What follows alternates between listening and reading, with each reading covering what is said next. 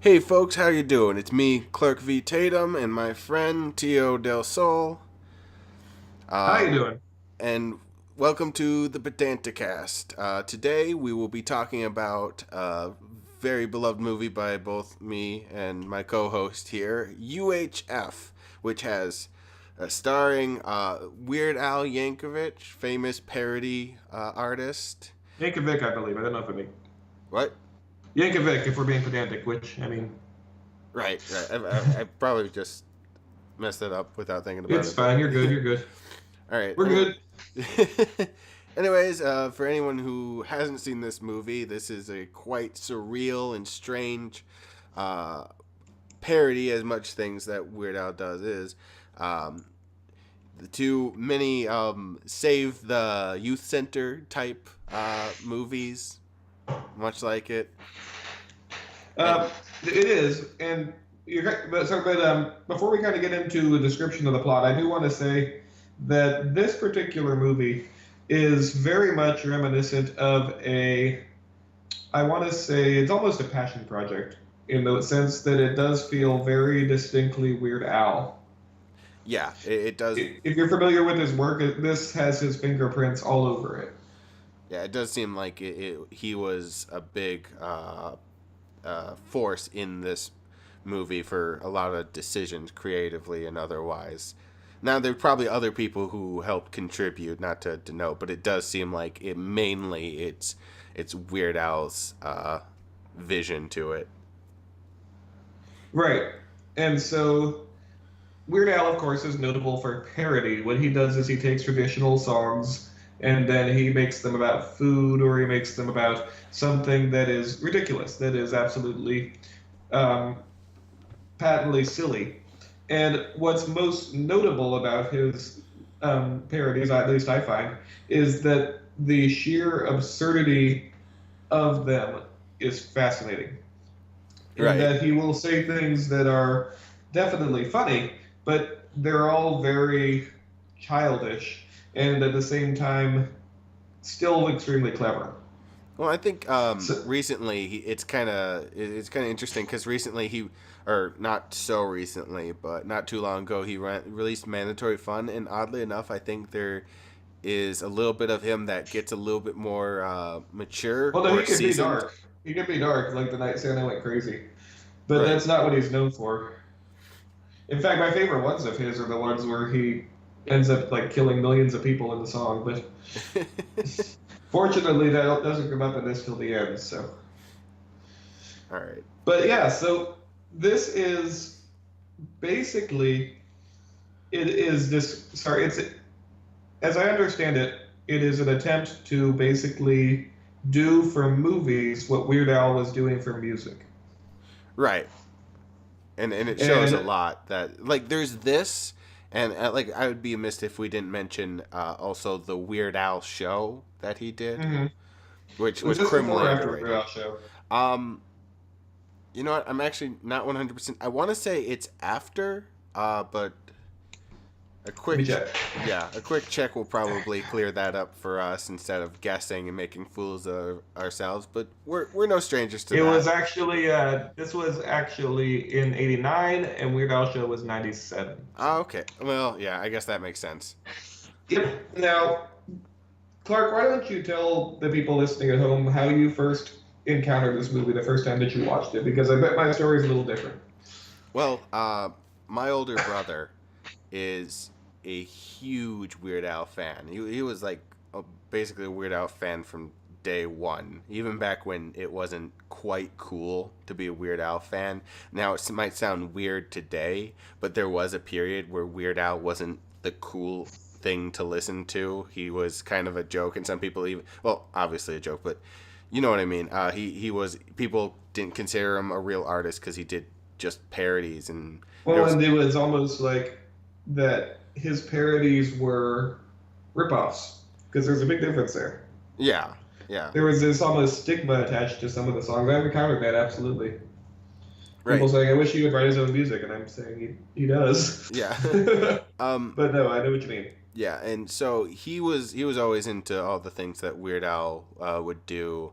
like from his music to his TV show, which we also loved, and then this movie is one of our favorites because it's so weird. And I think this movie specifically, along with the TV show, has formed our sense of humor so much. It's almost inseparable. So that's a good story. I think I can possibly beat it though, because I actually have seen this on the big screen. Really, you Yes, I talking? attended a showing of it at my local. We had a movie theater that every once in a while will do weird stuff, and one of the things they did was a special screening of U.H.F. in theaters, Oh, nice. and it was basically it was like this thing where it was like encouraged to like interact with the Rocky Horror style and call out things. Oh, nice. But so when I first experienced this, it was actually in theaters. So, what was Now, the story? What was who did someone take you, or did you just no, decide? I went by myself. This would have been this theater is still operational, but they just like they'd have these things every few weeks. I think I went with my little brother, but this was only a couple years ago. With that said, it was the first time I'd ever watched it end to end because before that I usually consumed it with the famous clips. Right. Oh, wow. Okay. Which before we get into, yeah, is it? But I'm not saying that it's a better story. I'm just saying it. I actually have seen this one in a theater, and there are very few movies I can say that I've seen in a theater after their original run. Um, Casablanca is one, but of course this is on par with Casablanca if we're being honest with ourselves. Right. Right. So, No, no delusions there. with that said, with that said, it's important to note that if you don't like Weird Al, you're probably not going to like this movie. Well, And unless you I'm like, not saying, well, unless you like really weird films, this might also still tickle well, that because fancy. I'm not like, okay, so the thing about this movie is that just like his songs, this movie is intended as a parody. Right. This is intended as a parody of traditional movie formula, even though it still leans into that parody. It plays it straight for the most part, but at the same time, it's every single story that you ever mentioned, as you mentioned about we need to save the community center from this thing, so let's go have a skateboard competition. It's the typical underdog story who he falls in love with the hot girl, and there's an evil businessman who wants to bring him down. Right. Everything that you would expect from a typical family movie coming out around this time. Except, if you go by the formula is incredibly basic. It's really those details that set it apart. And those weird interlude that you'll get throughout the movie because there's the plot and then there's the gags that just fill this movie to the brim. It almost feels like a variety show at some point, like SNL. Yeah, yeah. And I do wonder if, what's it called? I do wonder if they intended this as to be some kind of pilot. You mean, do you think that there was an idea or maybe a wishful thinking that this could have led on to a continuation of like maybe a TV show or something of the sort? If not specifically that, I could see it as being the idea that I don't want to say it's like a pilot, but that's the wrong word. It's more like I could see this being adapted into its own comedy style show. I don't know how successful it would be, but I like the structure of it where you do mention that it cuts over basically into little short segments that feel like Saturday Night Live sketches. And Very strange ones, but that would have been interesting to see Weird Al do a sketch comedy show. I feel like we well, missed it's out kind of then. what Weird Al show was, but A little, but there was a plot, and but maybe Weird Al show will be another episode we do maybe. because there would be too But much to talk about. so the thing about this movie, and we're about to have to start getting into plot discussion, but this movie is very much the basic formula of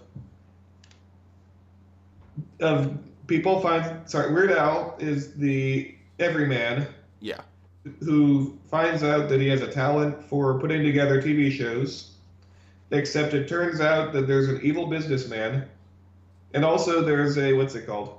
Also, he has a girlfriend who's too cute for him, but then he has to win her love by the end.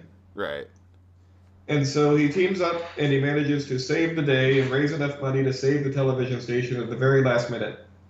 Oh, by the way, there will be spoilers in this episode. Oh, come on. Yeah, Do it's you not expect it to be at the end that he loses a television station and it cries out on a sad note? that would have been subversive from our expectations.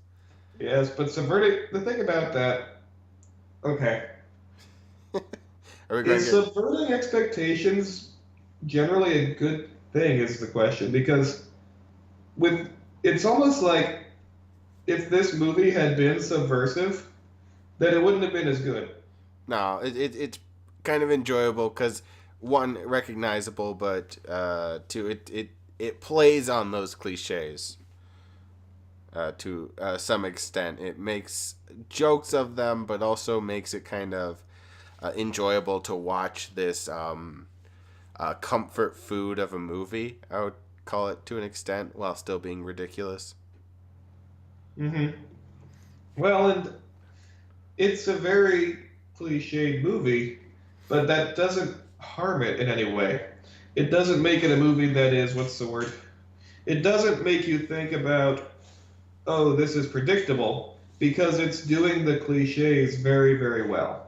Yeah, It has enough jokes, it has enough snappy humor, and it has just enough of a unique identity that even though it follows that skeleton to a T, it still manages to stand out.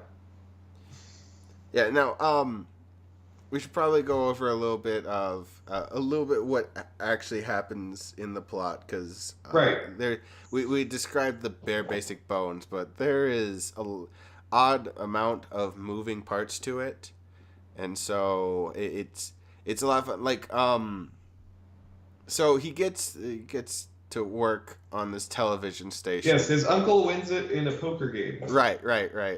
which allows him to then, and then puts him in charge of it because Weird Al is basically he works at is it a fast food place? Yeah. Because it They work opens at a up fast with food that place, bit. Yeah. and then his uncle or whoever wants him to learn responsibility, so he says, "Okay, we'll put you in charge of this, and that'll make you an adult." Just And so his response is that because he's been put in charge of it, he has to produce programming. It's a public access TV show.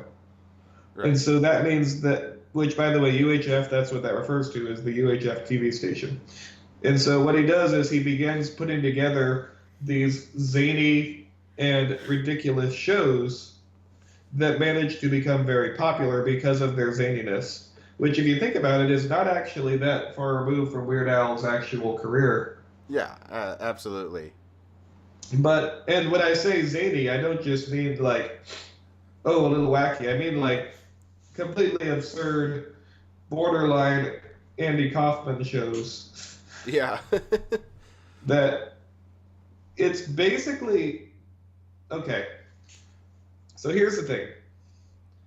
I've never won for LOL random humor. You know what that is? Yeah. Okay, I'll give you an example. Why did the chicken cross the road?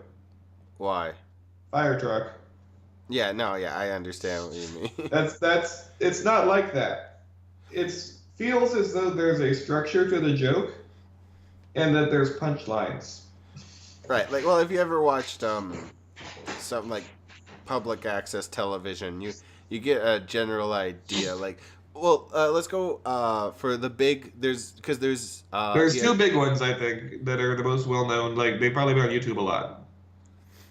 And one is the Wheel of Fish sketch, and the other one is the Marble in the Oatmeal. yeah. Those are probably the two well known ones. And of course, Wheel of Fish is making fun of Wheel of Fortune. Right. And it's these housewives who go on the game show and they spin a wheel that has fish on it, and then they can either take it or get what's in the mystery box, which is let's make a deal. Yeah. And then she says, I'll take the box, and then okay, open up the box, and then it's empty. It's nothing. Stupid! You're You're so so stupid! I didn't mean to do the whole skit there, but it is very iconic. And with that said, so here's the thing though, is that it's a very silly sketch, right? yeah, But there's parodies there. It's parodying Wheel of Fortune. It's parodying Let's Make a Deal. And then it's parodying game shows in general with the way that hosts will often make the guests look silly. And right. it's exaggerating that. And so what I see there, not unlike Weird Al himself, is a case of taking the traditional tropes associated with game shows and then exaggerating them to an absurd level. Right. Honestly, one of the reasons I think that Weird Al's humor often works in his songs is because it echoes something I could see people actually doing. It never feels like completely and totally like alien. Even if they don't do it, it's something on their mind or something they've thought about. And Mm-hmm. Or it's something. Well, I didn't say I would do it, but I could see someone doing these oh things yeah, that he right. often talks about. And again, in this case, I see the skeleton of traditional storytelling, but at the same time, I see it as an exaggeration of the tropes rather than something that is inherently just random.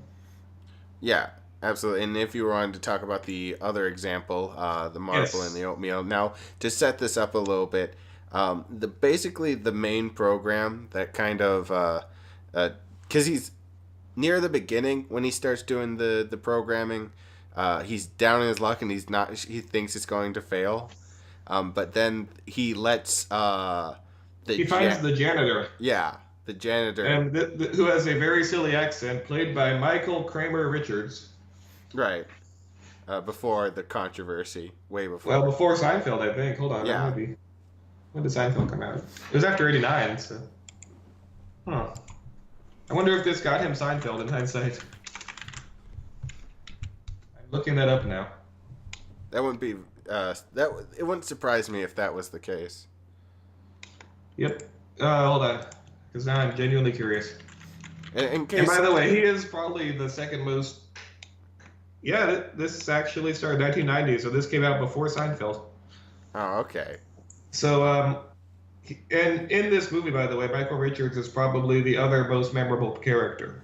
yeah, yeah, he plays a Um, big part. So and so his basic role is that he is this janitor who is full of energy and just craziness, and he is always doing these ideas. And the other thing is, okay, so and I didn't touch on this in Wheel of Fish, but I'll mention it for this one because I do like this idea. Is that they don't have very much money to run this station. right, They own the station, but they only have like the bare minimum. And so I rather like the idea that these shows are cobbled together from whatever they had available. yeah, And so under that context, you think about this idea, and you describe this particular scene because he has his own show. Kramer does. yeah, and it's kind of a I would describe kind of a parody on the old school Bozo the Clown type stuff, where it's like a studio Well, yeah, but audience. that's and you would see that on public access, by the way, Yeah, or Channel 8. um, For me, it was Channel 8. That was PBS. yeah. So.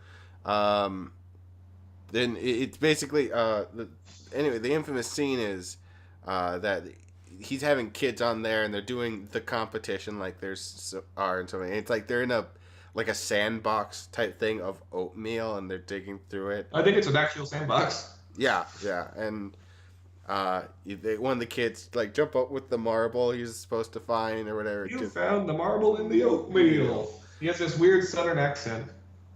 Yeah, and you get to drink from the fire hose, and he puts the kid on like I think one of those. It's a saddle, I believe. Yeah, and they just And the kid's wearing a little cowboy hat, by the way. yeah, and he gets spray blasted. I think off the saddle by the It's fire. probably a dummy, Yeah, but yeah, well, and it goes so far. You see the kid like fly upside down and crash into the wall behind him. yeah, And anyway, yeah, and but that but see, that's the thing is that's the infamous scene, but that's not the scene that I think of most when I think of about the scene where Weird Al is just like, I'll leave it to the janitor, and he heads off to the bar, and he's like, I don't know what I'm gonna do, but they have it on the TV, um, and the janitor's just doing his whole bit. It's a complete parody of the network, that Yes. news broadcasting movie by Sidney Lumet. It's always Oh, Lumet. is that? Are you talking about the one where? Oh, I remember because originally Weird Al was going to host it, but then he was like Yeah, depressed. yeah, yeah. And so he just gave it to Jan. But then the janitor starts talking about how he's scrubbing the dirt and it just won't come out.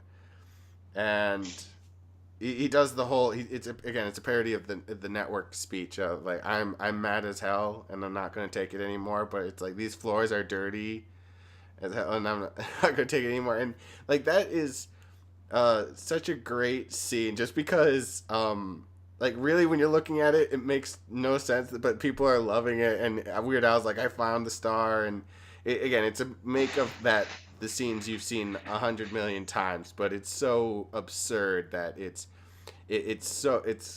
hilarious, and then spawns off the crazy success of this public access channel, which it's just, oh man, I love this movie so much. I can't stop thinking about. One second. If by the way, if you can't tell, both me and Teo, or Teo, Mio, Teo are, Mio and Tio, yes. yeah, Mio and Teo are kind of sick from the weather, and so we'll be sniffling a lot. We apologize, kind of in advance for that, and I might be coughing a little bit. But anyways, I'll be Ekans. yeah. Oh You're no, welcome. there it is. Our podcast is now canceled. Oh, every day, every week you threaten the pot cancel us. Yeah. You can't cancel me. I'm making us syndicated. I don't even know what that means. We'll have to raise enough money to save the podcast. But anyways, Speaking of, although not to go on a tangent, but let's go on a tangent. sure. What do you make of the? Sorry, this movie has a bit of a different identity, I think, especially in the YouTube culture. Because if you think about it, what we're getting a lot more these days is not the highly produced, overly engineered TV shows. I mean, those are still popular, don't get me wrong. But I would say by and large, the majority of entertainment that I see most people consume is the amateur putting together the TV show from their home, whether it's the Let's Play or the podcast or whatever. This almost feels like a precursor to that in a weird way.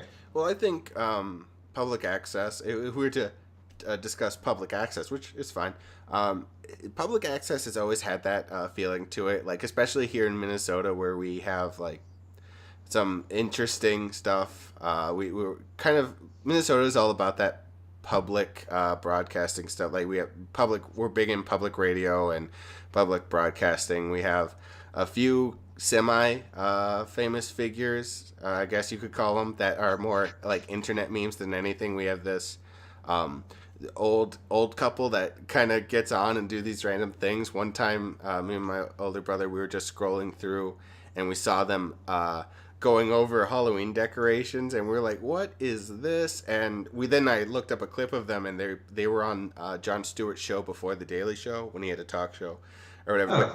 And so, yeah, we see that all the time, where it's this amateur produced stuff on public access. And yeah, Well, right. But the idea that it will become more popular than actual television right. seems to be actually more realistic now than it would have been in 1989. Yeah. So I do wonder if that puts a different lens on this in a weird way, because the idea of someone putting together their own show that becomes crazily popular without any type of major network backing is something we see on a daily basis. Absolutely. And so, as much as it might be, the joke is absurdity, it kind of rings differently for the generation now, especially with the kind of absurd entertainment that we do put up on YouTube. But yeah, there's something to that, which I think even Weird Al kind of acknowledges with how much he does videos now, like one of his, I think it was Mandatory Fun, where he released a video for every song on the album, and Hmm. so there is that YouTube connection. I think he acknowledges. Not back then, he didn't probably know, but No, no, but well, no, I just think it because this story at heart is the suggestion that the individual should not be overlooked. right, I feel like that is the major. If there is a message to this movie, it's that we shouldn't necessarily see things in a traditional way. That we no one would have expected that George, Weird Al's character, would become this very successful television show host, or that Michael Richards Stanley is working as a janitor and he ends up becoming this wildly popular TV star. right, absolutely. Yeah, I see the point you're making. That kind of theme does stand tall, but it usually does. That is usually a common theme in these type of movies, that it is trying to parody. But if we can break off from the plot a little bit and talk about more Mhm. some of the more zany bits that you get with this movie, there is a lot. It has no shortage of just kind of these one time jokes and gags that go through it. And in case you're wondering, there are Weird Al songs. There is kind of a Beverly Hillbillies themed bit through it, Oh yeah, and so, there's and I think one of them it was supposed to be the debut for one. There is a U.H.F. song that I really like. It's actually one of my favorite ones by him. That's just called U.H.F. But yeah, there's because they after the success of the janitor, they kind of just start throwing things against the wall, and one of the bits I remember that always made me laugh was the one with the guy with the animals. He was supposed to be like some kind of animal handler, but he's like just throwing dogs out the window. And Weird Al and the guy he's working with, he's like, "Where'd you get this guy?" And he looks over to him. "Me? I thought you hired him." Oh, that's one of my favorite bits from the movie. And uh, there's a this is not getting into the direct parodies. I love the Gandhi too. yeah, I love this is just like a brief thing. One of my jokes I've always remembered is strip solitaire, which is this fat old man sitting there in like underclothes, and there's an audience staring at him, and in silence. yeah. Um, there is the is this Conan the Librarian in this one? Oh yeah, I think so. Okay, Yeah, if not, it should be. yeah, But there's a lot of like sketch comedy. There is, yeah. and And some of the jokes don't quite age well because either they're topical or the jokes that just aren't quite like that's one. kind of the nature of parody, though, isn't it? Is that it's Yeah, there's a timer on it. yeah. Well, depending on Shelf life is what the word you're I'm looking parodying. for, but But yeah, yeah. I always like thought of it as parody's kind of a counterculture thing, not in a total punk rock way, but like counterculture to me has this kind of shelf life on it, because if it doesn't, then something has gone terribly wrong, if that makes sense. And so Yeah. it kind of has this kind of counterculture to kind of common movie cliches and the topical reference. Like there's one, I believe this is U.H.F., where he does a parody of the whole Geraldo Rivera incident, where he brings people with Black Panthers and people of the KKK onto the set. Mm-hmm. Yeah, which I don't think anyone of the newer generation will get that joke at all, because again, that was such a while ago, and that's when people knew who Geraldo Rivera was, and now people couldn't give a shit less, to be honest. And there's stuff like that that doesn't date very well, or some humor that just doesn't translate now, which was a little bit funnier back then. But for the most part, it's a lot of jokes that you don't really need too much context with, but it's hilarious. The What absurdity. about the scene where the guy cuts his thumb off? I don't quite. I know what scene you're talking about. I don't quite remember It's because that. he's giving the demonstration on tools. There's a very red green kind of way. Oh yeah. And he ends up just cutting his thumb off with this table saw. Oh yeah. Now I remember. Yeah, I remember. Oh yeah, that's. Oh goodness. And so like I grew up, and you probably did too with you mentioning PBS, but I grew up with a lot of public access, so maybe this movie might not be as funny for people who didn't like quite grow up with public access. It's probably not like for generations after millennials. It's probably this movie's probably not going to hit as hard as it did for us, people who kind of grew up with a lot of that weird entertainment and a lot of recognizable aspects about television, where now things like we mentioned, YouTube, Netflix, you don't really have that weird, I stumbled upon this weird public access show that makes no sense type of feel that is so represented in this movie. Maybe I'm a little being a little bit to get these kids off my lawn. Not that I'm hateful or anything, but like No, maybe I'm building up the generational gap a little bit too much. But I feel like this movie might not translate well later on when people don't have that kind of context. it's possible. I'm just thinking about like again, it's at the point though.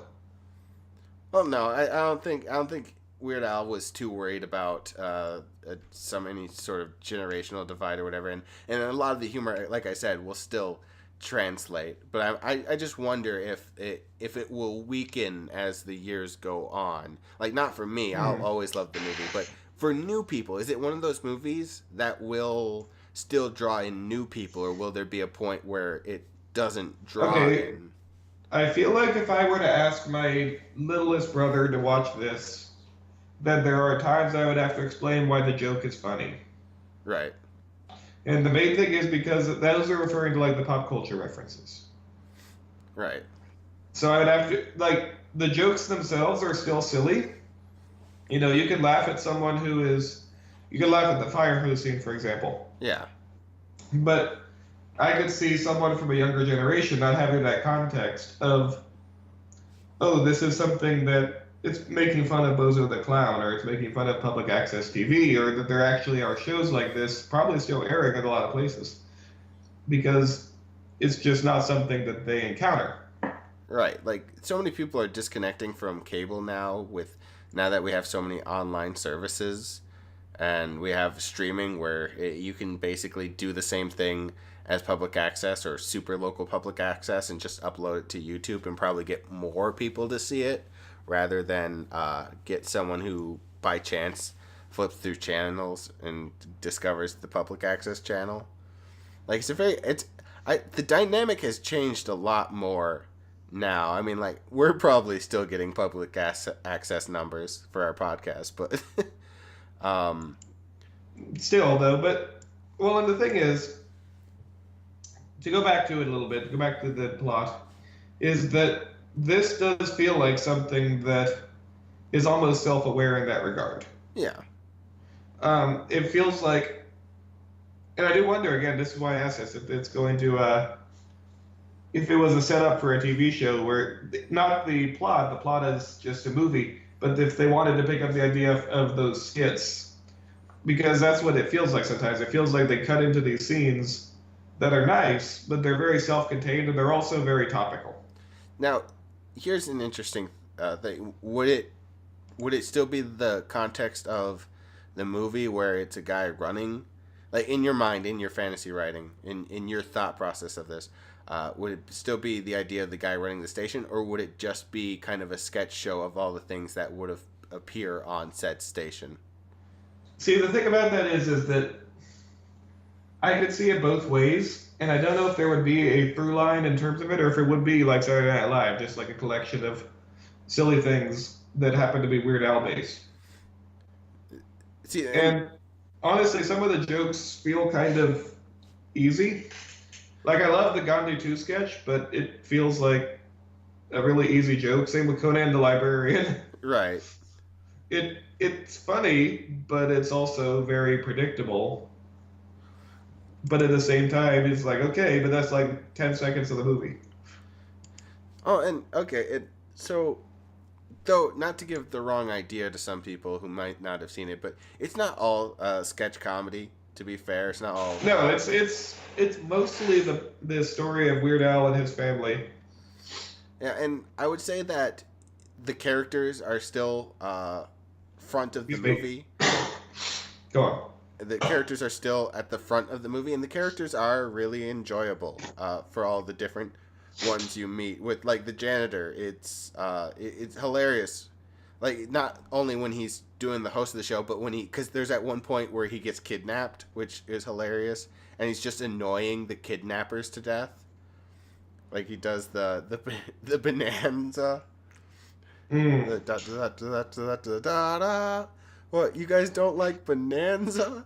It's I'm seeing something orange. Something orange. You give up? It's an orange. And that shit has me dying through the That feels movie. very Kaufman.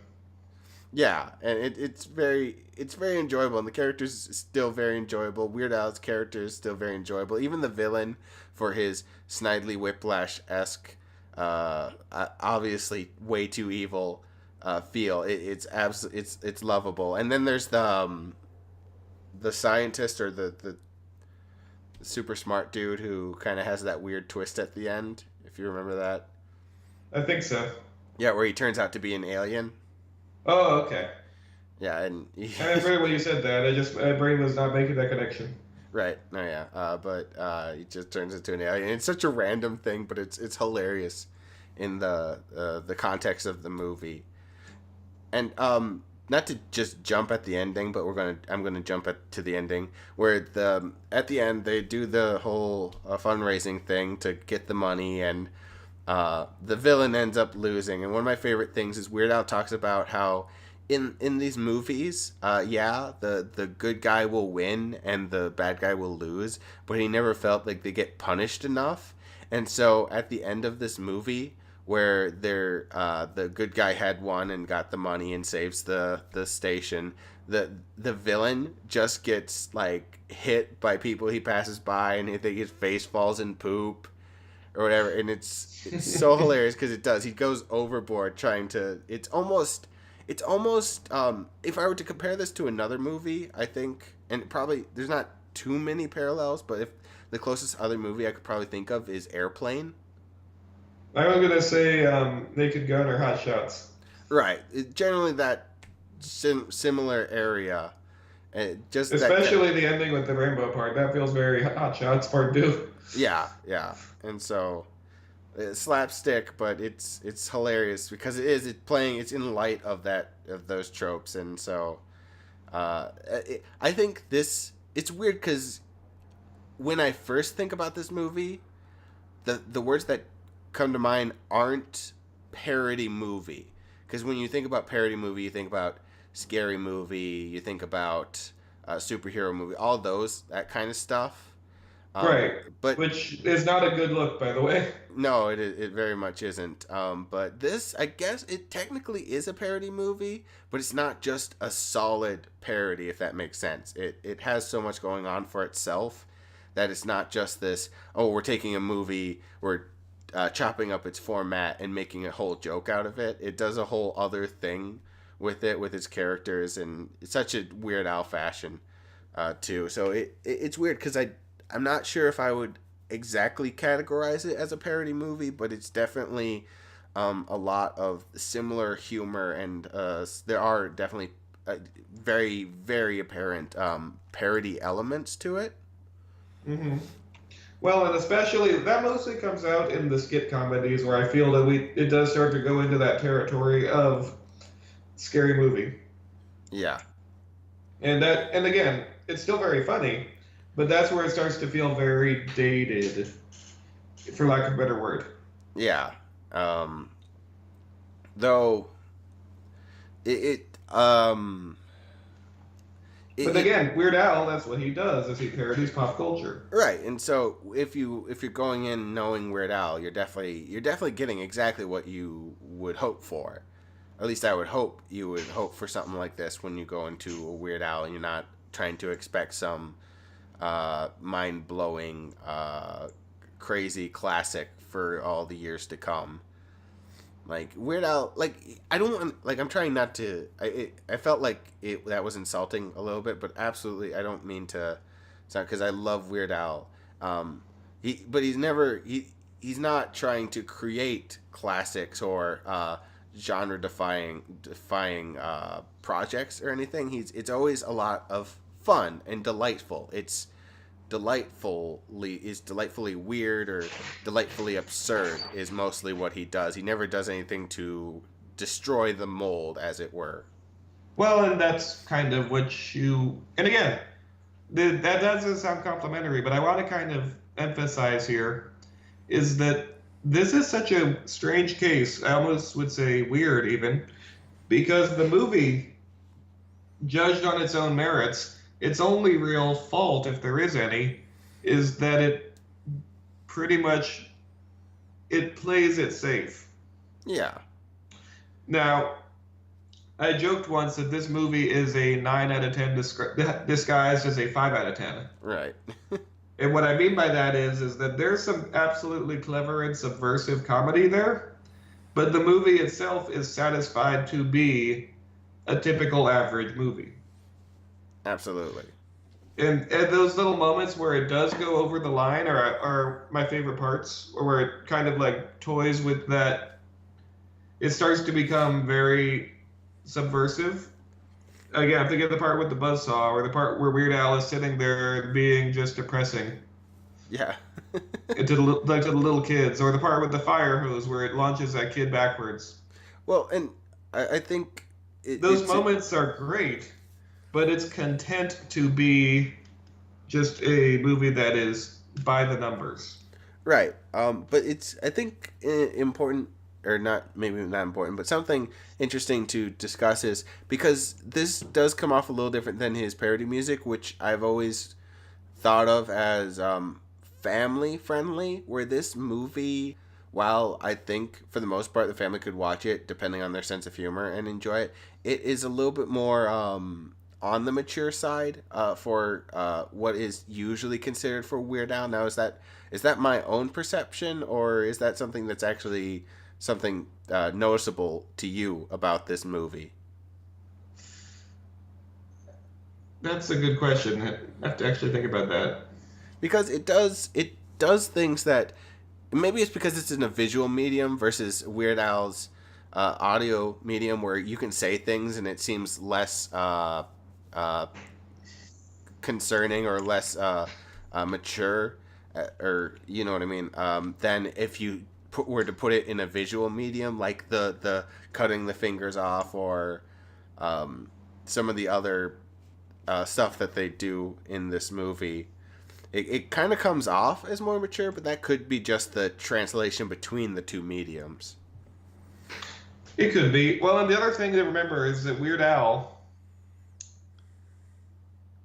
again, is based on parody of pop culture, which is by itself fleeting. Bless you. Oh, excuse me. Sorry, that sounded disgusting, I'm sure. But get that 3D audio. If there is anything that I think of when I think of Weird Al, it is that his songs and things are funniest if you're familiar with the original already. Right. And so when you watch this movie, it's cliche. But with that said, it is, what's what I'm looking for? It's cliche, but it's also using those cliches to its purpose. It's in light of itself, self-aware. Completely. In a way, absolutely. Completely and utterly self-aware. Like, made self-aware before it was made parody. You know what it feels like? What? It feels like it hit the ball in a baseball game. It hits the ball, and it goes all the way to the fence, right? Yeah. And instead of trying to go for the in-the-field home run, it stops at second base because it might get out if it goes too far. Right. No, I get what you mean by that. Yeah. And it's a great hit. It's a great hit, good run. But I do wonder what it would have been like if it had gone for home. See, that is the risk, though, because I love Weird Al, and I trust him with entertainment and such. There is a risk if he tried to do too much, it could have flopped way harder, or gone too strange for people. But it did, like I said earlier, it's kind of a comfort food movie, or it ends up being one, No, that's true. You don't want to watch this expecting something that is highly um, thought provoking. You don't Right. watch this for mental enlightenment. You watch it because it's very funny, it's very high energy, and the jokes are pretty straightforward. Right, right. It does. And it's a feel good story. Yeah, yeah. It still manages to be feel good. It doesn't. It like we mentioned earlier. It doesn't do the subverting thing where it turns it around and he doesn't win the studio or whatever. Some other comedies have done that and are successful. One I can reference off the top of my head kind of is the Muppets with the The Muppet Jason. movie, the original? Oh No, no, that one. Okay. yeah, the Jason Segel one where they make the joke because they're raising the money. They're doing kind of the same thing, and they're quote unquote so close until Fozzie hits the thing, and it shows that they weren't close at all. But they still win technically at the end because they're the Muppets. They're supposed to. But that joke there is like comedies have done it and it works, but this is not what Weird Al was set out to do. Or the Simpsons movie. Did you see that? Yeah, yeah, yeah. I saw. I The remember seeing that Simpsons in movie is theaters. another case of this movie is fine, it's good, but at the same time, you can tell that it's just playing it by a traditional. Let's not do anything wild or crazy. Let's just keep it. Or it feels like it plays it safe. Right. Well, which to talk about the Simpsons a little, which was probably the better choice because their material has not been as strong recently, and so Yeah. they kind of were better off not trying to go too far out. Though Weird Al, this was man, I want to. In I'm not. '89, I believe that he still had the mustache, but he wasn't quite in the heights that he was in the '90s. His second album was out. Let me take a look real fast. While you do that, Yeah, because the thought I was having just for a moment there is whether this was he was established enough or whether it would have been a bit too much for him to try to do all of the weird humor that he has. Because let if me he, see real fast. because he was always fairly popular uh, when he hit his stride. But again, it wasn't like where Mandatory Fun actually made it on the charts, and that's such a great one to leave off on. Is But he officially done with albums? Did you say? what? Leave off on like is he? I remember you saying he might be done. See, yeah, that's what I heard was that Mandatory Fun was going to be his last album, and if He's still any, touring, but yeah, he's doing his big orchestra tour because he did which I'm the. gonna go see by the way. It's coming to Houston, but Geez, I heard tickets were super expensive. not for this one. It's an outdoor venue, so Okay, that probably helps. But I know the one that he had here, or near around here, was fairly expensive, which it would have been worth it. But yeah. I wanted to But go, but that and his super personal small set was fairly expensive. let me ask a silly question. All right. So we're kind of been meandering a little bit, which I guess is purposeful for the movie. There's two things I want to kind of touch on, and then we should wrap up. I think Yeah. the first thing is, do you recommend it? I see.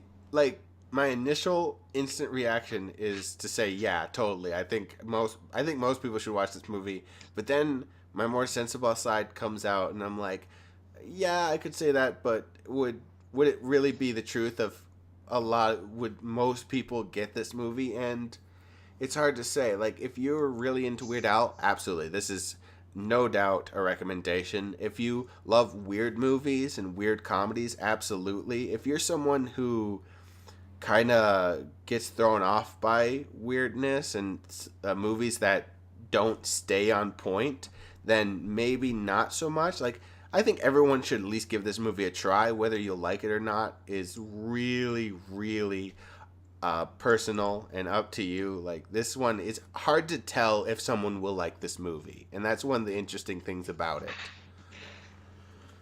And I would just kind of bridge off by saying that if you're going into it expecting it to be like Airplane or like one of those joke a minute movies, that it's not quite going to hit that funny bone for you because there is a focus on the actual plot. Yeah, it's not just a bunch of gags. There is there is a story to be told, and it does focus on that a good bit. And so just so if you I say you'll enjoy it, but if you go in expecting a certain type of movie, it could disappoint you unintentionally.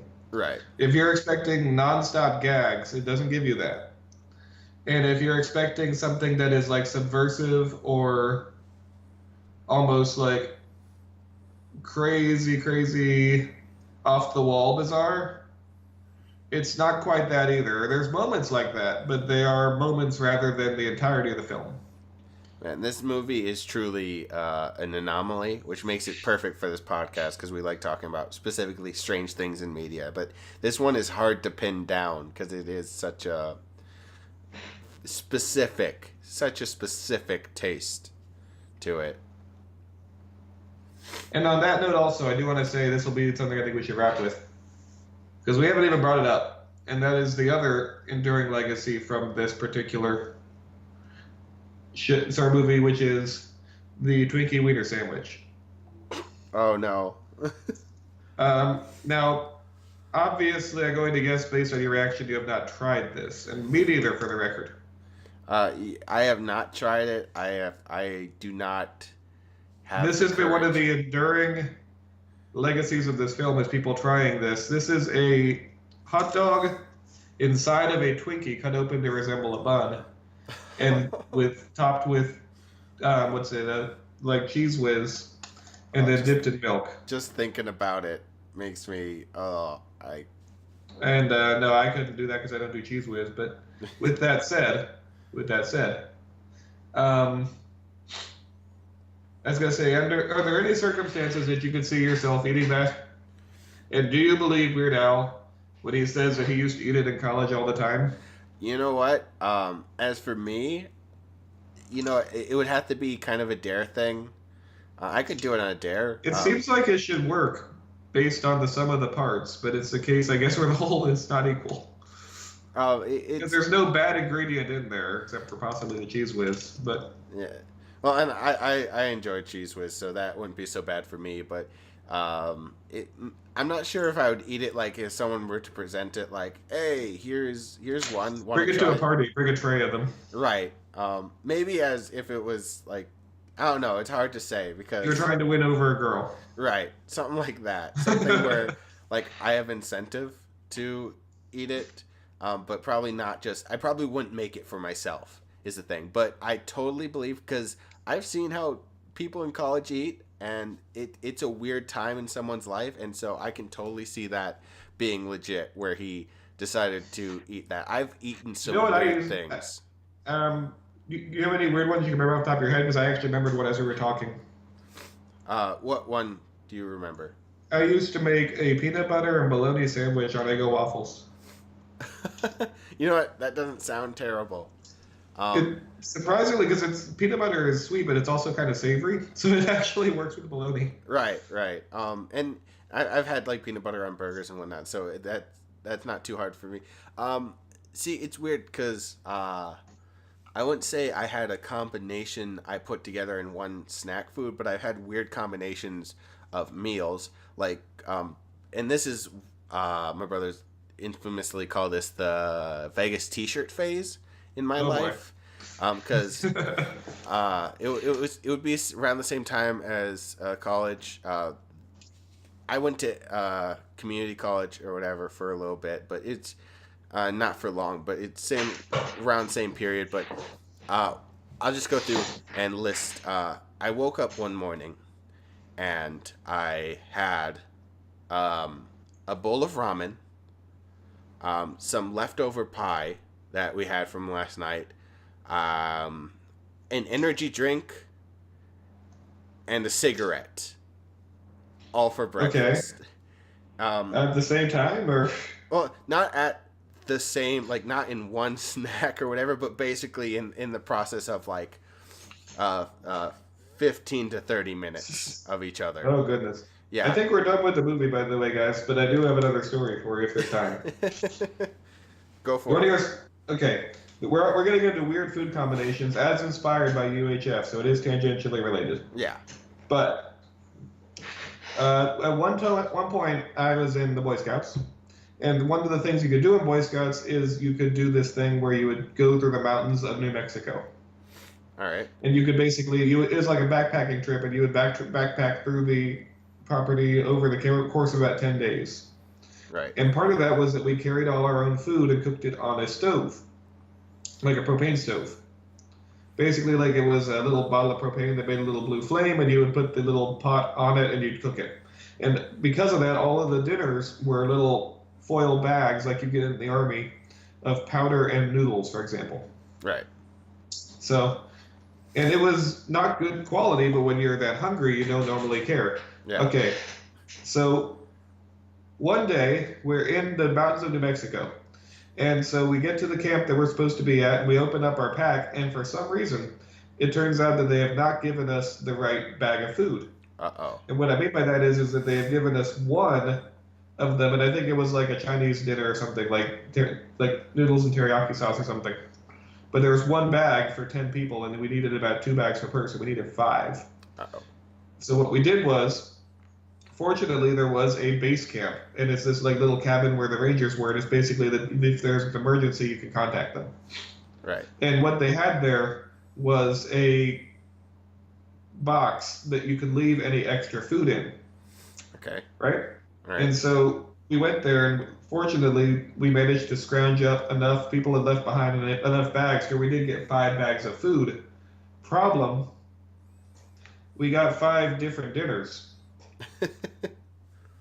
And so what we made that night was like a combination chicken teriyaki, garlic mashed potato, spaghetti and meatball, beef stroganoff. And I think the last one might have been like chicken and rice. Well, that doesn't sound too bad. Like, But it all mixed together in the same pot. And you know what? It's not that bad because you're hungry. right. And Absolutely. I came to this realization that the more hungry you are, the less you care. Though, with after that said, I do remember one moment in my life where I did this weird, abhorrent combination of food. It was back in high school, and financially wasn't doing the greatest or whatever, but we didn't have much in our fridge except for besides a few other things, a can of like sardines. Okay, this is already starting poorly. Yeah, and I was hungry, and it was like what you said. The hungrier you are, the less you care. Yeah. But I really didn't want to just eat sardines. So I There's a certain point in your life where you will have to eat sardines alone, but it's going to be either before or shortly following your death. um, and so I open up the can, and it's the nastiest looking and fishiest smelling thing I had ever laid my eyes upon. And what I tried to do, I tried to smother the sardine taste by putting it on sandwich. I put it on bread, and I tried mixing like condiments on it. Like we had like some ketchup and like hot sauce, and I tried to find something like maybe cheese or whatever, and I tried to put it on a sandwich, and I took one bite, and I'm like, oh no. The sardines had overpowered everything, and with the taste of everything else, it was one of the worst things I continued to eat. Yeah. I never have hit that point, but I'm sure I will. It was alright. It wasn't like a terrible point in my life, but we didn't have much to go get other food at that moment, and so I'm like, fuck it, I'll just eat this for now. And so, yeah, that's what you do when you're hungry. But anyways, we have gotten way off topic with excuses, but yeah, that was U.H.F. U.H.F. is not a sardine sandwich. It is very much a comfort food, as I said before, and if you go in with the right attitude. Yeah, If you go in with the right expectation, then it will be hitting all the right buttons for you. absolutely, and it's hard for us to describe, as you've heard, because we tried and we're still not sure if we fully hit that note. Well, yeah. Despite what we've said, because we've been pretty critical, I like it, and Yeah. I really do. It's one of my favorite movies to sit and just watch. Yeah, absolutely. And I might watch it again here because they have it on Amazon Prime. So I was thinking of watching it again. Yeah, I can see it. Um, on And that note, I think we should probably wrap up. yeah, This has, of course, been the Pedanticast, episode, we're up to 5. yeah, I think this is are going to be our 5th episode. We've been doing good. Wow, that time flies, man. On Yeah. that note, though, this has been, sorry, watch the movie. This Yes. has been the Pedanticast over U.H.F. We hope that we have encouraged you to go in with the attitude that we recommend. And if not, you don't have to listen to us, but do watch the movie. It's worth a watch, even if you don't like all of it. I guarantee you there will be some moment in there that is for everyone. Right. There is something in there that will make it worth your time. Anyways, I'm Clark V. Tatum, and this was Teo del Sol, and we were Pedanticast. Thank you for listening. See you around.